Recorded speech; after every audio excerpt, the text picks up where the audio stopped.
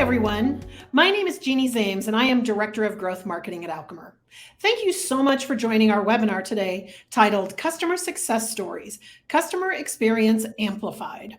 Today, we are going to learn from our Alchemer training expert, Mike Cronley. Mike has been a training specialist here at Alchemer for over 4 years, and he is going to talk to us about how he helped a customer with a very common problem.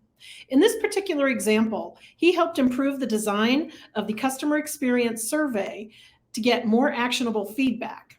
The tips he will share are more easily applicable to other Alchemer customers. Without further ado, Mike, would you mind introducing yourself and telling us a little bit more about your role here at Alchemer? Thank you, Jeannie. My name is Mike Cronley. I'm the training specialist here at Alchemer. My background is from customer support, where I worked for 2 years. And in my role as a training specialist, I obviously train customers. I also help with the onboarding team and getting new platform customers up to speed quickly. So I'm looking forward to sharing some tips with you today. Very good. All right. Well, let's get our training section started. So let's start with our first topic. What was the customer challenge, and why was it so important for them to solve? So the challenge was, overall, they weren't getting actionable feedback from their customer experience survey. And just to kind of give you the story of this use case, it was a head of customer support for an outsourced business administration services company. And they were getting great scores on their NPS, Net Promoter Score, customer experience, but she really wanted to get feedback to improve.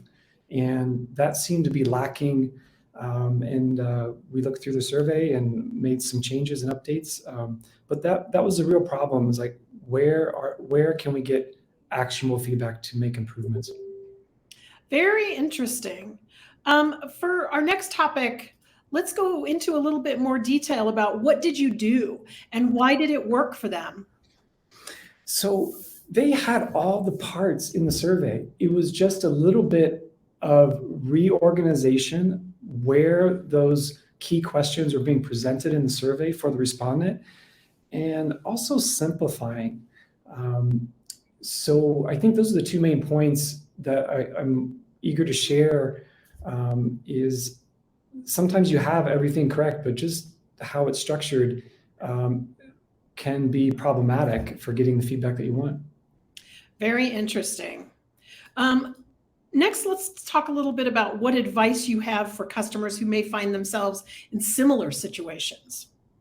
Yeah, as I go through and share, I'm going to switch to the actual build of these surveys and kind of give you the before and after. And hopefully some of these things that I'm sharing with you will be applicable to your organization. And the key thing is simplifying and the customer experience of how they're going through the survey. Are you presenting the key questions right away? I think those are, it's almost this keep it simple philosophy. And so hopefully there's some things here that you don't have to complicate it so much. And simplification sometimes is the best path, which I'm looking forward to showing you. Thank you so much for sharing your story, Mike. I know you're planning to show us and walk us through the product and take us through exactly what they did. So I'll turn that over to you and let you take that on. Perfect. So now, without further ado, I'd like to kind of share my screen. And these are, mock-ups or demos from the work that I did with this customer. But this hopefully gets the sense of what was happening and how we came to a better solution. So let me start sharing my screen.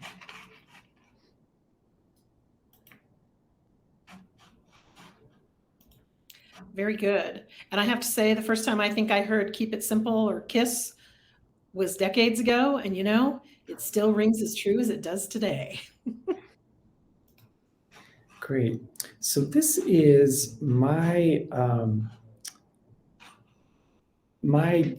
account, and this is where I do training and building out surveys for testing and for onboarding.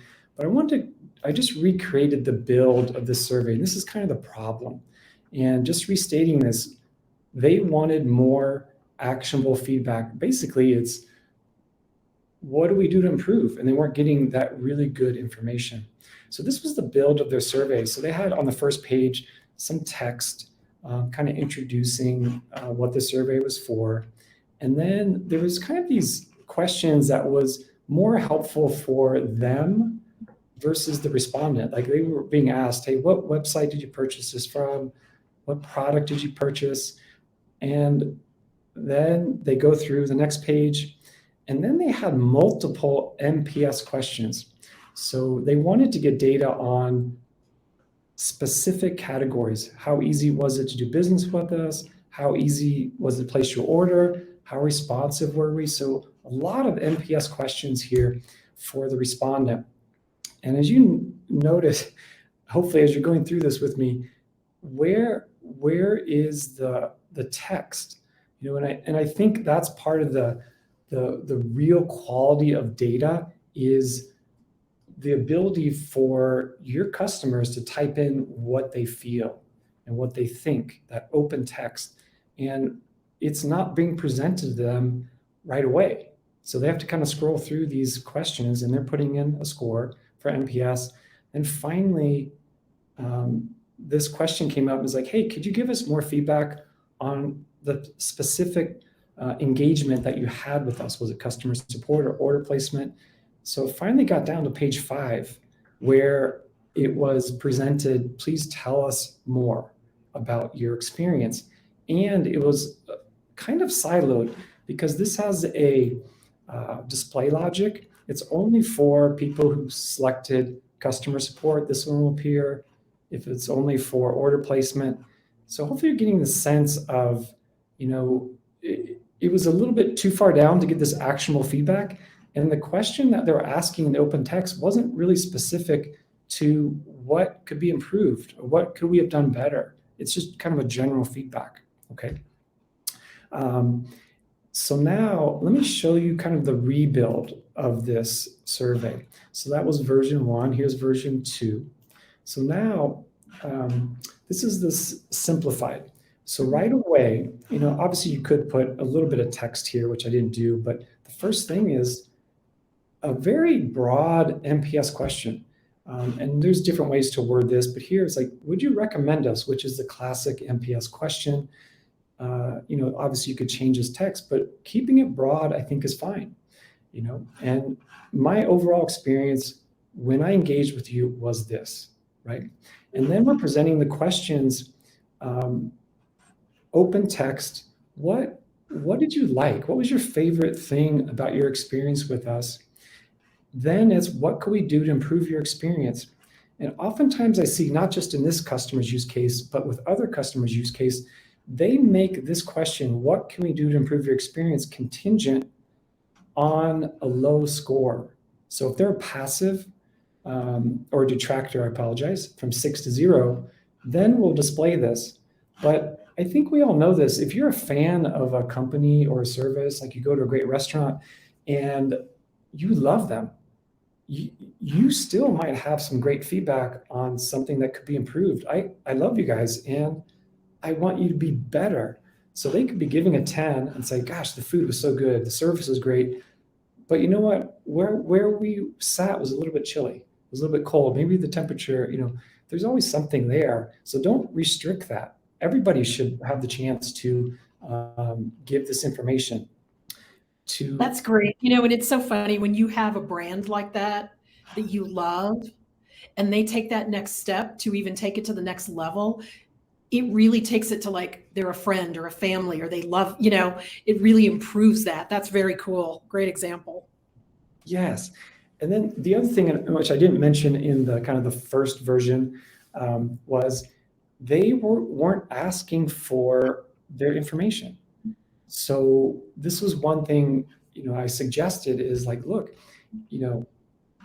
ask for your name, ask for the name, ask for the contact information or email, because if you can get this, and you could obviously make this a logic-based question. You could have a question up above here that says, hey, can we get your contact information? If they say no, that's fine.